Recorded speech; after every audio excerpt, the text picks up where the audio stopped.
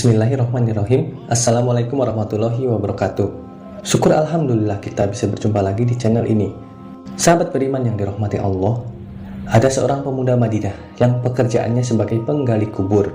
Pemuda ini gemar mencuri barang-barang berharga yang dikuburkan bersama mayat. Tindakan ini dilakukan ketika keluarga jenazah meninggalkan kuburan. Dia gali kuburan itu kembali untuk mengambil barang-barang berharga yang dikuburkan bersama mayat. Dia akan mengambil kain kafan jika kain itu dianggap berharga. Kemudian, pada suatu hari, dia menggali kubur untuk jenazah seorang gadis nan cantik jelita. Begitu suasana sepi, ia menggali kembali kuburan gadis itu. Ia ambil kain kafannya. Matanya terpesona ketika melihat indah tubuh sang gadis. Kemudian,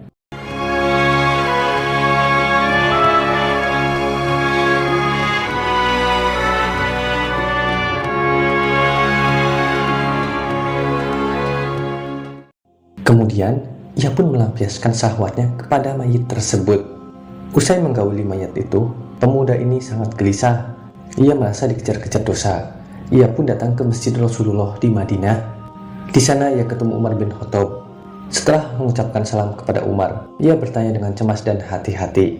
"Apa pendapat Anda jika ada seseorang yang berzina?" tanya pemuda itu. "Jika dia sudah menikah, ia dihukum rajam sampai mati. Jika ia belum pernah menikah, maka akan dicambuk 100 kali dan diusir dari kampung selama 1 tahun.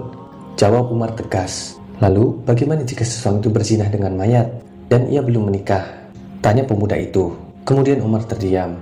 Bulu kuduknya berdiri mendengar pertanyaan pemuda tersebut. "Sungguh keterlaluan. Saya tidak bisa membayangkan sebesar apa dosanya. Siapa gerangan orang yang melakukan perbuatan keji seperti itu?" tanya Umar gusar. "Saya sendiri, wahai Umar. Apakah Allah masih mau mengampuni perbuatanku?" Sang pemuda mulai bimbang. Umar terdiam. Ia masuk ke dalam masjid dan ia menangis. Rasulullah yang berada di masjid heran melihat kondisi Umar yang demikian itu. Setelah mengucapkan salam, Rasulullah Shallallahu Alaihi Wasallam bertanya kepada Umar, "Apa yang membuat dirinya bersedih seperti itu?" "Di luar saya menjumpai seorang pemuda yang membuat bulu kuduk saya berdiri dan ia ingin bertobat dari dosanya," jawab Umar. Utsman bin Hasan bin Ahmad Al-Kahwawi dalam kitabnya berjudul Duratun Nasihin menceritakan selanjutnya Rasulullah memerintahkan Umar bin Khattab untuk mengajak masuk pemuda tadi. Sang pemuda menangis terseduh-seduh sehingga membuat Rasulullah penasaran. "Mengapa engkau menangis, wahai anak muda?" tanya Rasul. "Aku terlalu banyak dosa. Aku takut jika Allah akan marah kepadaku, ya Rasul." "Apakah engkau telah menyekutukan Allah dengan sesuatu atau engkau membunuh orang yang tidak bersalah?" tanya Rasulullah. "Tidak, ya Rasul. Saya tidak pernah melakukan kedua perbuatan itu," jawab sang pemuda. Rasulullah Shallallahu Alaihi Wasallam berusaha menghibur anak muda itu. "Ketahuilah olehmu, Allah akan mengampuni dosamu sekalipun dosamu sebesar 7 kali lipat langit dan bumi." "Apakah dosamu sebesar Ummul Kursi?" tanya Rasulullah. "Lebih besar dari itu, ya Rasul," jawab pemuda itu. "Apakah sebesar Ars?" tanya Rasulullah penasaran. "Saya kira lebih besar dari itu, ya Rasul," jawab sang pemuda di tengah isak tangisnya.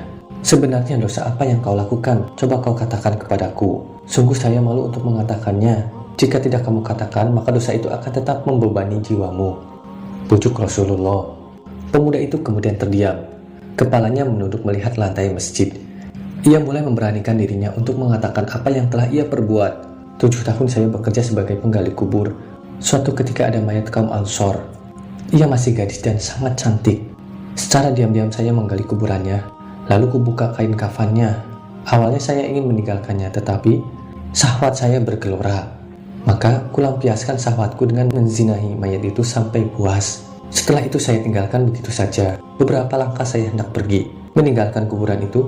Tiba-tiba mayat itu bangkit dan berkata, 'Sungguh celaka engkau, wahai pemuda. Apakah engkau tidak malu kepada Tuhan yang kelak membalasmu di hari kiamat?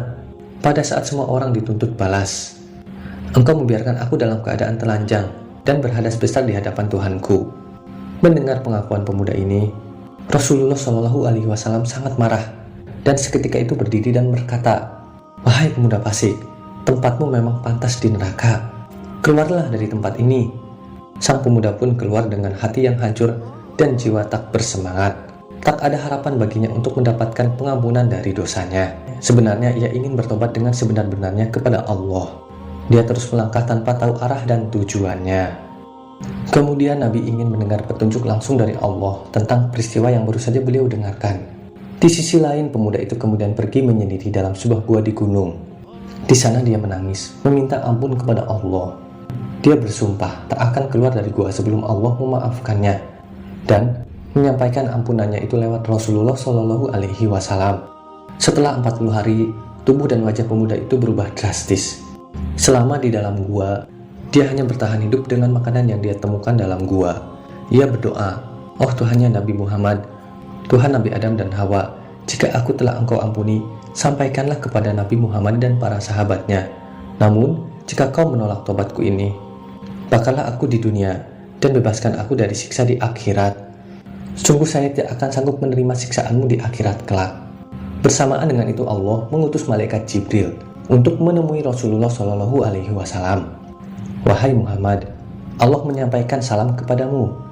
Dan Allah bertanya, "Apakah engkau yang menciptakan makhluk?" Tanya Jibril. "Allah yang menciptakan diriku dan semua makhluk," jawab Rasulullah. "Apakah engkau yang memberikan rezeki kepada mereka?" Tanya Jibril. "Tidak. Hanya Allah yang mampu memberikan rezeki kepada makhluknya," jawab Rasulullah. Kemudian, "Apakah engkau yang menerima taubat mereka atau engkau yang menghukum mereka atas dosa-dosa mereka?" Tanya malaikat Jibril. "Maha suci Allah yang memberi pengampunan," jawab Rasulullah. "Wahai Muhammad, Allah berfirman, maafkanlah hambaku, karena aku telah mengampuninya," kata malaikat Jibril. Lalu kemudian turunlah ayat. "Dan orang-orang yang apabila mengerjakan perbuatan keji atau menganiaya diri sendiri, mereka ingat akan Allah, lalu memohon ampun terhadap dosa-dosa mereka. Dan siapa lagi yang dapat mengampuni dosa selain daripada Allah? Dan mereka tidak meneruskan perbuatan kejinya itu, sedang mereka mengetahui." Quran Surah Ali Imran ayat 135. Selanjutnya, Rasulullah Shallallahu Alaihi Wasallam memanggil pemuda tersebut dan memberitahukan bahwa Allah telah mengampuni dosanya dan menerima tobatnya. Tak lama kemudian, pemuda itu meninggal dunia. Wallahu a'lam bishawab. Wabillahi taufiq wal hidayah. Wassalamualaikum warahmatullahi wabarakatuh.